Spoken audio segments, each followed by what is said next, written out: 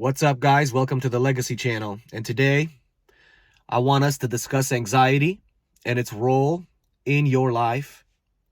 One thing I've noticed about anxiety is it makes me restless. I have difficulty resting. I have difficulty finding a sense of peace, accomplishment, fulfillment.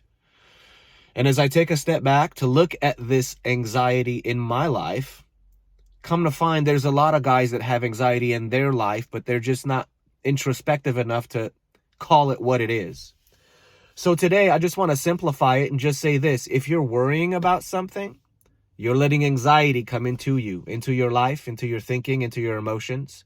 And it will start setting up shop and setting roots in you so that before you know it, your decisions are going to be influenced by that anxiety. Anxiety is a problem, and it's a major problem. Because as anxiety begins to grow in you, you have difficulty enjoying and celebrating the wins that you have in your life. As I worry about stuff, as you begin to worry about stuff, it's an energy suck. It sucks the energy out of your emotions, your energy out of your thinking, your ability to see clearly and make clear decisions.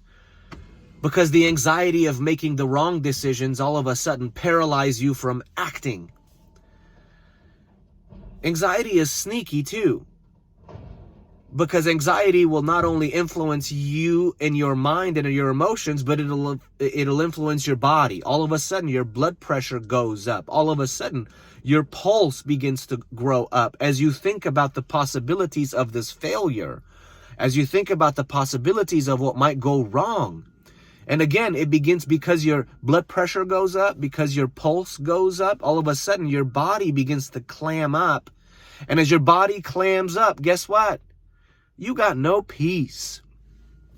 So I just want to bring this conversation to the forefront today because my goal is to see men thrive. I want to see men create a legacy for themselves that will outlive their life here, because they've made the sacrifice here to have a baton worth passing to the next generation. I see a lot of men who just don't know how to deal, and so they bury the issues of their life down. They don't know who to trust because their trust has been broken in the past, and so they go at it alone. And the lone wolf will not survive.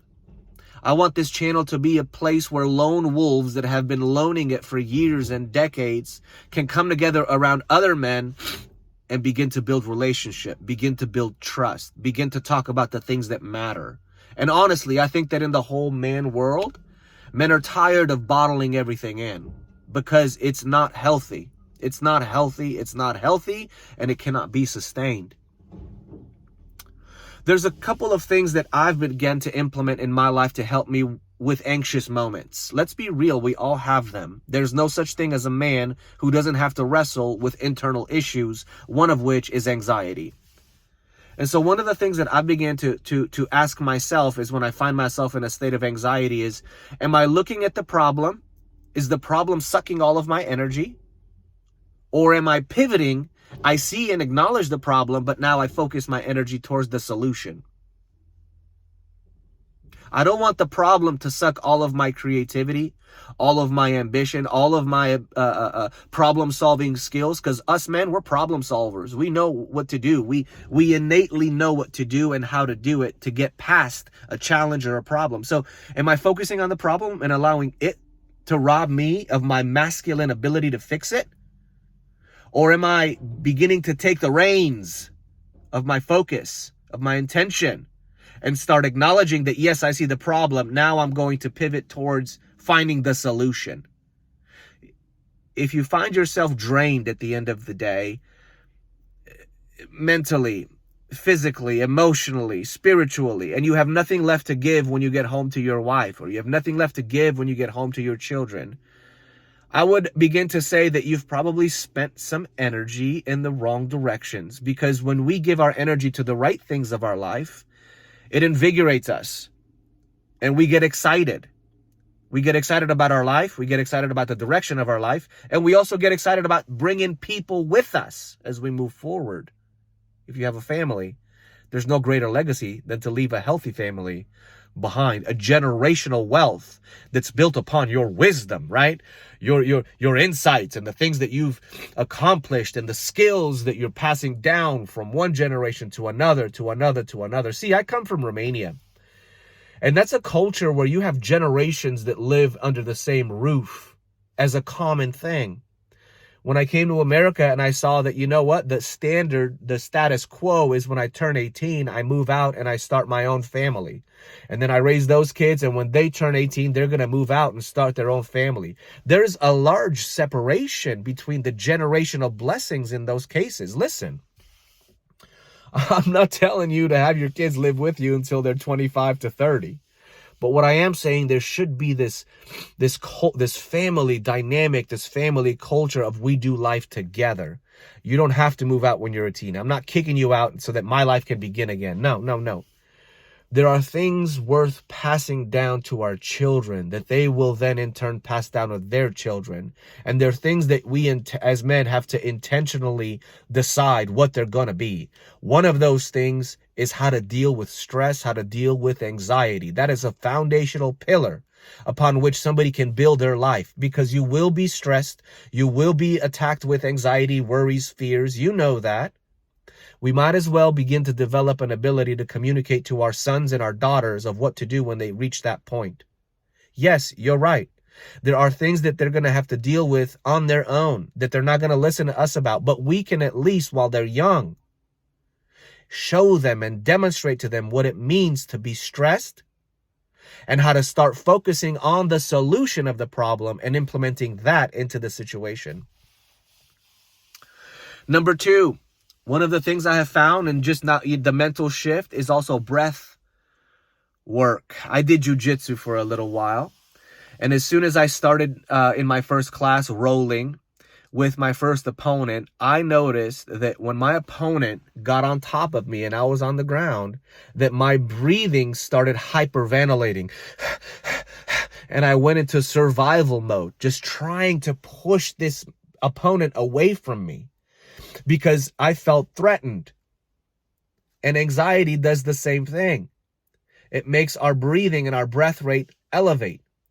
And internally, there's a sense of hyperventilation, like we need to get away from this because this is toxic. One of the things that I've implemented in breath work when I feel myself going there in my body, in my mind, I can't get focus, is take a deep breath in through your lungs, in through your nose, into your lungs. And when you've reached the capacity, take just one more shorter inhale.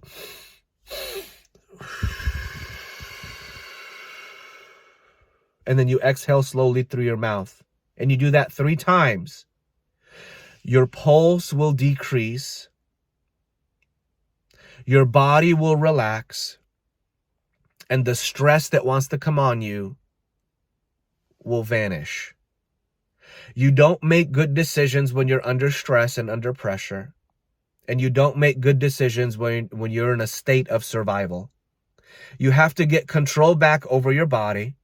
You have to get control back over your emotions and over your mind in order to be able to make effective, quality decisions to face the problems that are trying to get you in a state of anxiety.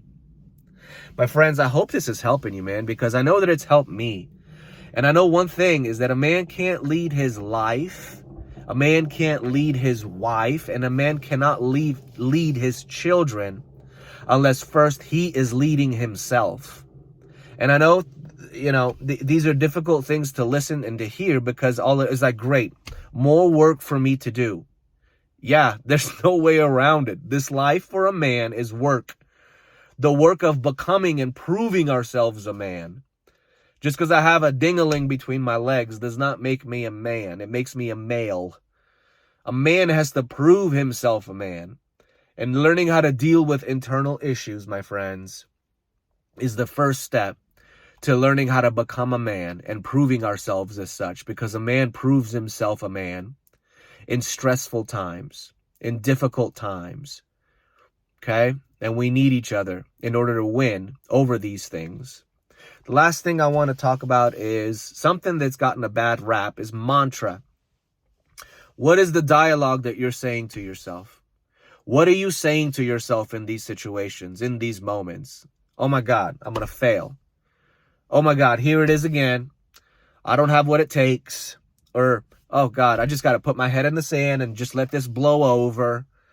What kind of mantra are you saying to yourself? Because mantras, things, internal dialogues, let's call it that. Internal dialogues have the potential to either neuter you of your power and ability, defeat you before you even enter the fight, or it has the ability and the power for you to, if you have the right mantra, enter the fight or the situation or the problem with the victor's mentality, with courage, with wisdom, with confidence and with confidence and assertiveness.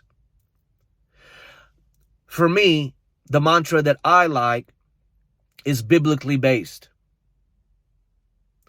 I love telling myself I can do all things through Christ who strengthens me. All things are possible unto me because I believe, and I know the one that I believe in, and nothing is impossible to him. As I walk with God, as I get to know him more and more, his faithfulness, his patience, his kindness, those attributes begin to rub off on me so that he sits above it all. Guess what? I enter a situation that seems that it's greater than me. I remind myself of who I know and whose I am, which is the Lord's. And I come back into the situation knowing that I have what it takes to overcome. Now, this is getting the conversation a little bit more into the spiritual side, which this channel will lean towards. I just haven't framed it yet of how deep I want to get. I don't want to discuss different doctrines and different, where people are wrong. Or no, this channel is here to empower, not get lost in the weeds of different things. So as we're talking about anxiety, it's a real thing, but I want to empower you that when you feel it coming on you, take a deep breath, focus your energy from the problem and onto the solution, because you have what it takes inside of you to have and to come up with the solution. If you need more money because you're in debt, you have it within you to come up with an idea of how to earn more money. You might say, I don't believe that. Well, that's a problem, isn't it now? You need to start believing that because it's true. You need to believe in yourself. You need to get greater confidence. You need to assert yourself as a man. You've been graced. You've been gifted by God as a man, and you have everything within you. You just have to believe it and bring it out. Let him help you bring it out. So breath work. Focus your energy from the problem to the solution. And the mantra, what's your internal dialogue? Is it empowering you? Is it helping you? Or is it keeping you from moving forward? My friends, if you might say, yeah, you know what? I'm not saying the right things. I get anxious. I start drinking, or I smoke weed, or I take medication, whatever. Do what works for you in the moment to help you. But know that relying on these substances are not going to help better you as a man so that you begin to have within you what you need in order to overcome. You're relying on these external things. And relying on external things, you're giving your power to them. You need to start taking your power back. Why? Because when you begin to lead yourself is when you can begin leading other people, the ones that you love. You're a leader. You're a man. It's not a curse. It's a gift. Nobody else can do what you can do, and only you alone. If there are other things that you've come to find that help you, and you think that it would help other men, when anxiety, worry, fear wants to cripple us from rising up to the occasion and moving forward so we can leave a legacy for our family, for our children, for generations to come, share below. Till next time, be blessed, my brothers.